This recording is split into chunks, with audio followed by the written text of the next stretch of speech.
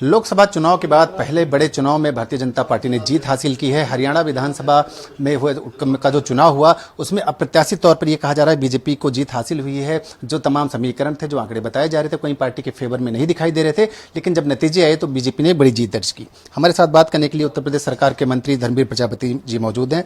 धर्मवीर जी, हरियाणा की जो जीत थी कहीं ना कहीं आपको लग रहा है अप्रत्याशित थी? आपको उम्मीद थी कि इस तरह नतीजे आने जा रहे हैं? देखिए, उम्मीद तो हम लोगों को थी, क्योंकि हरियाणा के इससे पहले के चुनाव में हम लोग गए थे तो हरियाणा को थोड़ा बहुत पूरे हरियाणा में हमारा जाना हुआ था। सभी विधानसभाओं में बहुत लंबा समय हमने दिया, तो हरियाणा को बहुत अच्छी तरह से हमने बहुत बारीकी से समझा था। जिस तरह से शीर्ष नेतृत्व ने रणनीति बनाई, जिस तरह से शीर्ष नेतृत्व चुनाव लड़ रहे थे वहाँ, उस तरह से हमें महसूस था कि हम सरकार में आएंगे, सरकार हम लोग बनाएंगे।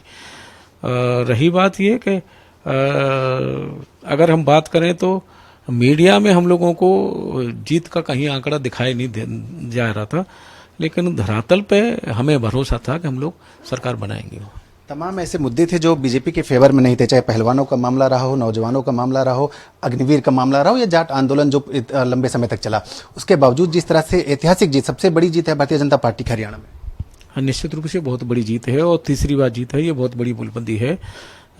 लगातार 3 बार तीसरी बार सरकार बनाना ये बहुत बड़ी उपलब्धि होती है। और बहुत बड़ा, तीसरी बार जब चुनाव में जाते हैं तो चैलेंज भी होता है कि 10 साल सरकार में रहने के बाद में लोगों का विश्वास जीतना ये बहुत बड़ी बात है। इसका मतलब है कि वहाँ दोनों 2 बार के कार्यकाल में सरकार में अच्छा काम किए हैं, जनता ने पसंद किया है और जनता के हित में काम किए हैं और जनता ने फिर आशीर्वाद दिया है। जम्मू कश्मीर में लंबे समय के बाद चुनाव हुआ है। नतीजे बीजेपी ने का प्रदर्शन पिछले बार से बेहतर रहा है, हालांकि नतीजे उस तरह से नहीं है जिस तरह से बीजेपी ने शायद एक्सपेक्ट किया। लेकिन हाँ, हम लोग सरकार में नहीं है, लेकिन वहाँ हमारी स्थिति मजबूत हुई है। योगी आदित्यनाथ बतौर मुख्यमंत्री, बतौर फायर ब्रांड नेता, उन्होंने जो जबरदस्त प्रचार किया हरियाणा में, और तमाम उनके बयान ऐसे रहे जो काफी हिट रहे। बटेंगे तो कटेंगे, ये ऐसा बयान रहा जो काफी सुर्खियों में रहा। आपको लग रहा कि हरियाणा में इम्पैक्ट किया योगी आदित्यनाथ का, जो दिखा रहे हैं कि जहां जहां उन्होंने दौरा किया पार्टी का प्रदर्शन अच्छा है? निश्चित रूप से एक तो सशक्त मजबूत हमारे माननीय मुख्यमंत्री जी हैं और कुशल शासक हैं और सख्त निर्णय लेने वाले हैं, तत्काल निर्णय लेने वाले हैं। ये छवि उनकी बनी है।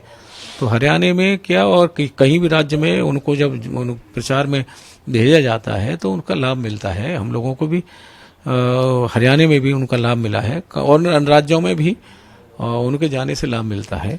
लोकसभा चुनाव में जीत हुई आपकी, लगातार तीसरी बार सरकार बनी। हालांकि जीत जो थी वो उसमें निराशा कहीं अधिक थी, जो उम्मीदें थी पार्टी को पूरी नहीं हुई।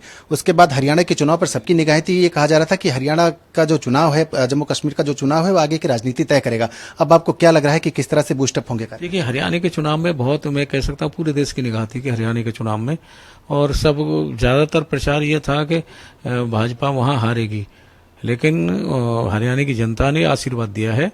उससे एक पूरे देश में वातावरण बना है और उसका हमारा उत्तर प्रदेश और वो कहीं नहीं सटा हुआ है, तो उसका उत्तर प्रदेश में भी कार्यकर्ताओं में एक उत्साह, मनोबल बढ़ा है और जनता में भी एक सकारात्मक एक मैसेज गया है। उसका लाभ मिलेगा हम लोगों को। 10 सीटों पर प्रदेश में उपचुनाव होने जा रहा है। काफी महत्वपूर्ण चुनाव है। जिस तरह से नतीजे उत्तर प्रदेश में रहे भारतीय जनता पार्टी के लिए, आपको लग रहा है कि ये जो हरियाणा का फैक्टर है यहाँ पर काम करे? हाँ, निश्चित रूप से लाभ मिलेगा इसका, क्योंकि हरियाणा उत्तर प्रदेश से सटा है और सटा होने के कारण एक तत्काल का परिणाम आया है और उपचुनाव की तैयारी है। तो निश्चित रूप से कार्यकर्ताओं में एक उत्साहवर्धन होता है और जनता में भी एक सकारात्मक भाव बनता है, तो उसका लाभ मिलता है। एक अंतिम प्रश्न है कि ये समाजवादी पार्टी ने 6 सीटों पर अपने उम्मीदवार विधानसभा उपचुनाव के लिए घोषित कर दी हैं। अब बीजेपी क्या अभी मंथन चल रहा है या कुछ उपापों की स्थिति? ना, बीजेपी की भी पूरी तैयारी है। शीर्ष नेतृत्व तो हमारी पूरी तैयारी के साथ है। अभी हाल ही में माननीय मुख्यमंत्री के आवास पर बैठक हुई थी हमारी और पूरी तैयारी है हम लोगों की भी। बहुत बहुत धन्यवाद। ये थे हमारे साथ प्रदेश सरकार के मंत्री धर्मवीर प्रजापति, जिनका साफ तौर पर यह मानना है कि हरियाणा में जो जीत हुई है वो विकास की जीत हुई है। प्रधानमंत्री नरेंद्र मोदी की जो वादे थे, जो उन्होंने लोगों से किए थे, उसकी जीत हुई है। साथ ही साथ उत्तर प्रदेश में जो उपचुनाव होने जा रहे हैं उनमें उनका दावा है मंत्री का कि जो प्रदर्शन है भारतीय जनता पार्टी का वो बहुत ही बेहतर रहने वाला है।